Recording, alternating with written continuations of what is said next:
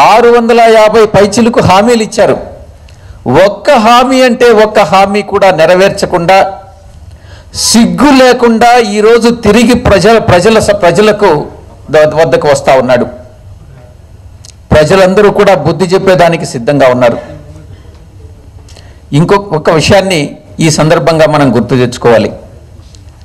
విశాఖపట్నంలో చంద్రబాబు నాయుడు మాట్లాడుతూ,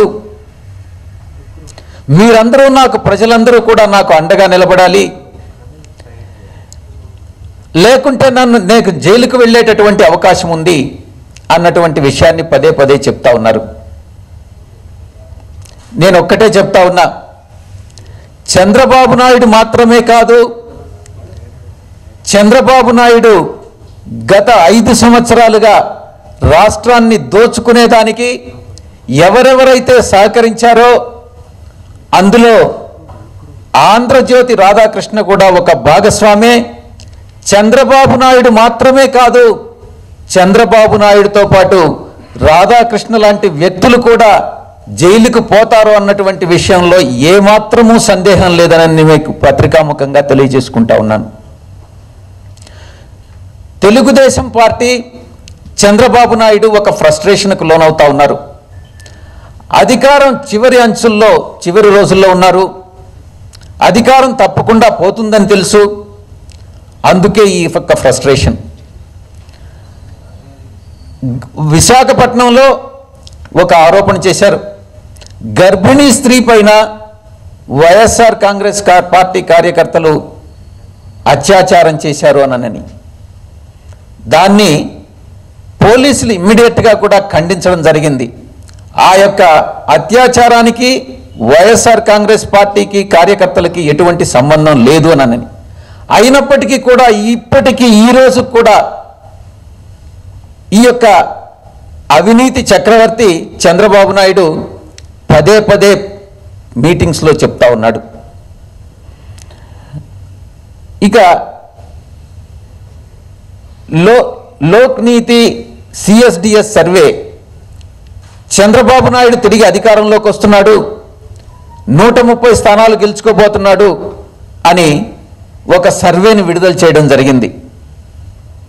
దాన్ని తిప్పికొడుతూ మాకు ఆ సర్వేకి ఎటువంటి సంబంధం లేదనని ఆ యొక్క లోక్నీతి సిఎస్డిఎస్ వాళ్ళు చాలా స్పష్టంగా తెలియజేశారు. ఇది చంద్రబాబు నాయుడు రాధాకృష్ణ మొహం మీద ఉమ్మేసినట్టే అన్నటువంటి విషయం చాలా స్పష్టంగా తెలుస్తూ ఉంది. రాధాకృష్ణ విషయానికి వస్తే, ఈ యొక్క 4.5 సంవత్సర కాలంలో ఆంధ్రప్రదేశ్ ప్రభుత్వం నుంచి ఇంచుమించుగా ఏబిఎన్ ఛానల్కి కానీ ఆంధ్రజ్యోతి పత్రికకు కానీ 1500 కోట్ల రూపాయలు అడ్వర్టైజ్మెంట్స్ కానీ మిగతా రూపేణా రిసిట్స్ రావడం జరిగింది. ఇది కాకుండా అధికారాన్ని అడ్డుపెట్టుకొని మరొక 1500 కోట్ల రూపాయలకి సెటిల్మెంట్ చేసినటువంటి ఒక దళారి ఈ యొక్క రాధాకృష్ణ అన్నటువంటి వ్యక్తి ప్రజలందరికీ తెలుసు. కాబట్టే ఈరోజు పత్రికాముఖంగా నేను చెప్తా ఉన్నా, చంద్రబాబు నాయుడుతో పాటు రాధాకృష్ణ కూడా జైలుకు వెళ్తాడు, సందేహమే లేదు. దాంట్లో ఆయనకి ఏదన్నా సందేహం ఉంటే ఈరోజే ఆ సందేహాన్ని నివృత్తి చేసుకోమనండి అన్నటువంటి విషయాన్ని నేను స్పష్టంగా చెప్తా ఉన్నా. ఈరోజు నేను విజయవాడ నుంచి వచ్చేటప్పటికి ఆంధ్రజ్యోతిలో ఏదో టెలికాస్ట్ చేస్తూ ఉన్నారు. నేనేదో ఎవరితో మాట్లాడుతున్నట్టుగా, మా పార్టీ అధ్యక్షుల వారిని నేను కించపరిచి మాట్లాడుతున్నట్టుగా, ఆంధ్ర రాష్ట్ర ప్రజలను నేను కించపరిచి మాట్లాడుతున్నట్టుగా ఒక దుష్ప్రచారం ఒక ఆంధ్రజ్యోతిలోనే వచ్చింది.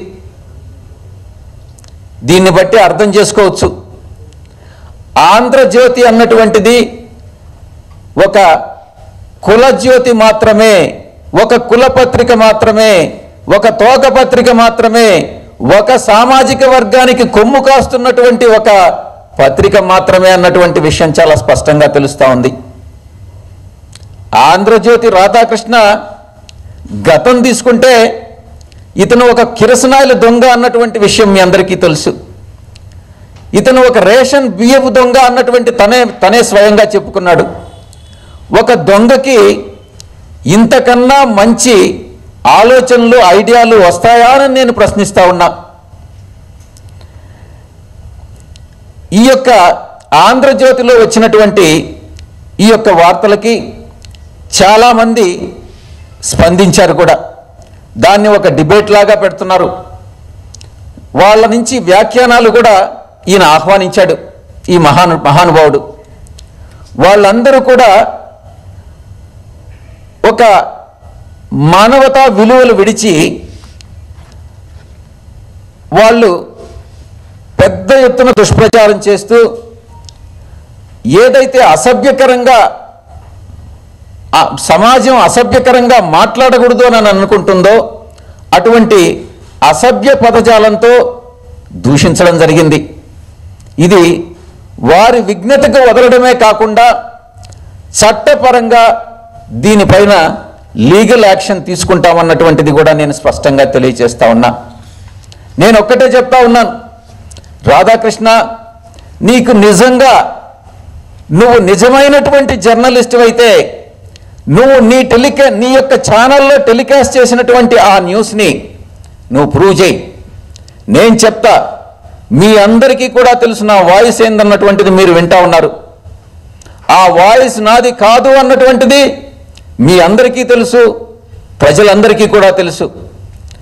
కొంతమంది ఆయన ఉద్దేశం ఏంటంటే కొంతమంది సామాన్య జనానికి తెలియకపోవచ్చు అన్నటువంటి ఉద్దేశంతో ఆ న్యూస్ను ప్రచారం చేసి ఉంటాడని అనుకుంటా ఉన్నా. ఇది తెలుగుదేశం పార్టీకి కొమ్ము కాస్తూ ఆ పార్టీ ప్రయోజనాల కోసంగానే ఈ యొక్క న్యూస్ను టెలికాస్ట్ చేయడం జరిగింది. నిన్న లక్ష్మీ పార్వతి గారి మీద దుష్ప్రచారం స్టార్ట్ చేశారు, ఈరోజు నా పైన చేశారు, రేపు ఇంకొకరి పైన వైఎస్ఆర్ కాంగ్రెస్ పార్టీ నాయకుల మీద చేస్తారు. దీన్ని బట్టి రాధాకృష్ణ యొక్క వ్యక్తిత్వం ఎలాంటిది అన్నటువంటిది చాలా స్పష్టంగా అర్థమవుతా ఉంది. నేను ఒక్కటే ప్రశ్నిస్తా ఉన్నా రాధాకృష్ణని, రాధాకృష్ణ, నువ్వు ఒక జాతీయ నాయకుడివా లేక ఒక దేశభక్తుడివా? కాదు కాదు కాదు అని నేను స్పష్టంగా చెప్పగలను. నువ్వు ఒక సమాజానికి ఒక చీడ పురుగువి, ఒక కులానికి నాయకుడివి, ఒక కుల పిచ్చున్నటువంటి ఒక వ్యక్తివే, కానీ నువ్వు నాయకుడివే కాదు, ఒక సమాజానికి ఉపయోగపడేటటువంటి వ్యక్తివి కాదు అన్నటువంటి విషయాన్ని నేను చాలా స్పష్టంగా చెప్తా ఉన్నా. ఇంకొక విషయం మీ దృష్టికి తీసుకొచ్చి నేను ఈ యొక్క ప్రెస్ కాన్ఫరెన్స్ ముగిస్తా. గతంలో ఇతను నాకు గుర్తున్నంత వరకు మందా కృష్ణమాదిగర్ గారిని బాడుగు నేతగా అభివర్ణించాడు ఈ రాధాకృష్ణ అన్నటువంటి వ్యక్తి. నేను ఒకటే అడుగుతున్నా, రాధాకృష్ణ ఎవరో కాదు, నువ్వు కాదా బాడుగ నేత అని నేను నిన్ను ప్రశ్నిస్తా ఉన్నా. నువ్వు ఈరోజు తెలుగుదేశం పార్టీకి అమ్ముడుపోయావు. నువ్వు తిన్నటువంటి ప్రతి పైసా కూడా రాష్ట్రాన్ని చంద్రబాబుతో కలిసి నువ్వు దోచుకున్నటువంటి ప్రతి పైసా కూడా నీ దగ్గర నుంచి కక్కిస్తామన్నటువంటి విషయాన్ని చాలా స్పష్టంగా చెప్తా ఉన్నాం. ఈ విషయంగా మేము ఎలక్షన్ కమిషన్, రాష్ట్రంలో ఉన్నటువంటి ఎలక్షన్ కమిషన్ సిఇఓకి మేము పిటిషన్ కంప్లైంట్ ఇస్తాం. ఈ ఢిల్లీలో ఉన్నటువంటి చీఫ్ ఎలక్షన్ కమిషనర్కి కంప్లైంట్ ఇస్తాం. ఇన్ఫర్మేషన్ అండ్ బ్రాడ్కాస్టింగ్ మినిస్ట్రీలో ఇంత దరిద్రపు కొట్టు ఛానల్ ఉండదు, ఇంత దుష్ప్రచారం చేసేటటువంటి ఛానల్ ఉండదు. ఏదైతే జర్నలిస్ట్ విలువల్ని తుంగలో దొక్కుతున్నటువంటి ఈ పత్రిక, ఈ యొక్క ఛానల్ని మూసివేయాలన్నటువంటి విషయాన్ని ఇన్ఫర్మేషన్ అండ్ బ్రాడ్కాస్టింగ్ మినిస్ట్రీకి కంప్లైంట్ ఇస్తాము. ఇక్కడ ఎందుకనంటే ఇక్కడ ఈ న్యూస్ ఉద్భవించింది కాబట్టి ఇక్కడ పోలీసులకు కూడా రాధాకృష్ణ మీద కంప్లైంట్ చేస్తానన్నటువంటి విషయాన్ని మీ అందరికీ కూడా నేను తెలియజేసుకుంటా ఉన్నాను.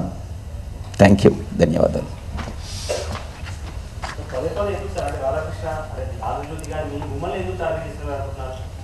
రోజుకొకరిని టార్గెట్ చేస్తున్నారు. నిన్న లక్ష్మీ పార్వతిని టార్గెట్ చేశారు, ఈరోజు నన్ను టార్గెట్ చేశారు. ఇది దీని యొక్క అంతర్యం ఏంటంటే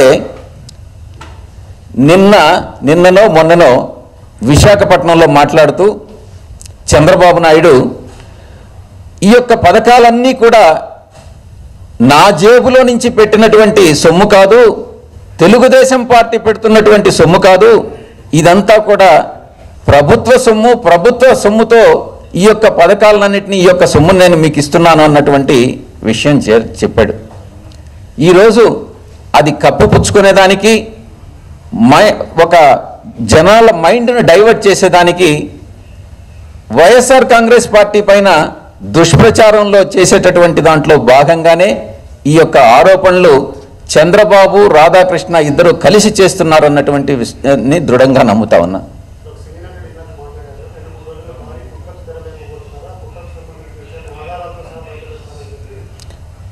ఎన్ని కుట్రలు చేసినా ఈరోజు మా యొక్క నాయకుడు మా పార్టీ అధ్యక్షులు జగన్మోహన్ రెడ్డి గారి పట్ల ప్రజలు పూర్తి విశ్వాసంతో ఉన్నారు. 11వ తారీఖున మాకు ప్రజలందరూ కూడా భారీ ఎత్తున ఓట్లు వేసి భారీ విజయాన్ని తెచ్చి పెడతారన్నటువంటి విషయం చంద్రబాబు నాయుడుకు కూడా తెలుసు. కాబట్టి ఈరోజు ఆయన ఫ్రస్ట్రేషన్కు లోనవుతా ఉన్నాడు. నేను ఇది వచ్చిన తర్వాత ఎంక్వైరీ చేశాను ఈ వాయిస్ ఎవరు అన్నటువంటిది. ఇది సెంట్రల్ ఫారెన్సిక్ ల్యాబ్కి రెఫర్ చేసిన తర్వాత ఇది నా వాయిసా కాదా అన్నటువంటి విషయం తెలుస్తుంది. అందుకే పోలీస్ కేసు పెడతాను రాధాకృష్ణ మీద అని చెప్పడం జరుగుతూ ఉంది. సెంట్రల్ ఫోరెన్సిక్ ల్యాబ్లో గతంలో ఓటుకు నోటు కేసులో కూడా అది చంద్రబాబు నాయుడు వాయిసేనని చాలా స్పష్టంగా చెప్పారు. ఇప్పుడు కూడా రాధాకృష్ణ చేసినటువంటి ఈ యొక్క కుట్రపూరితమైనటువంటి ఈ టెలికాస్ట్ ఏదైతే ఉందో అందులో ఇచ్చినటువంటి వాయిస్ నాదా కాదా అన్నటువంటి సిఎఫ్ఎస్ఎల్ తప్పకుండా చెప్తుంది. ఇది నేను ఏ రోజు కూడా ఈ రకంగా మాట్లాడను. దాంట్లో ఉన్నటువంటి కొన్ని పదాలు నిజానికి నాకు తెలియని కూడా తెలియదు. సన్నాయి నొక్కులను అనేటటువంటి విషయం అది ఏందనని నేను అడిగి తెలుసుకుంటా ఉన్నా. దుర్యోధనుడు అంటాడు, ధృతరాష్ట్రుడు అంటాడు. నాకు నిజంగా కూడా అటువంటి దానిలో నాకు ఆ పరిజ్ఞానం కూడా లేదు. అదంతా విని నేనే ఆశ్చర్యపడ్డానన్నమాట. ఇది ఎవరో ఒక ఆస్ట్రేలియాలో ఒక వ్యక్తి చేత మాట్లాడించి లేకుంటే మాట్లాడినటువంటి ఆ యొక్క కాన్వర్జేషన్ని నాకు అన్వయించి ఇది ప్రసారం చేశారన్నటువంటి విషయం తెలుస్తూ ఉంది. ఈ విషయం సెంట్రల్ ఫోరెన్సిక్ ల్యాబ్ నిర్ధారిస్తుంది. Thank you.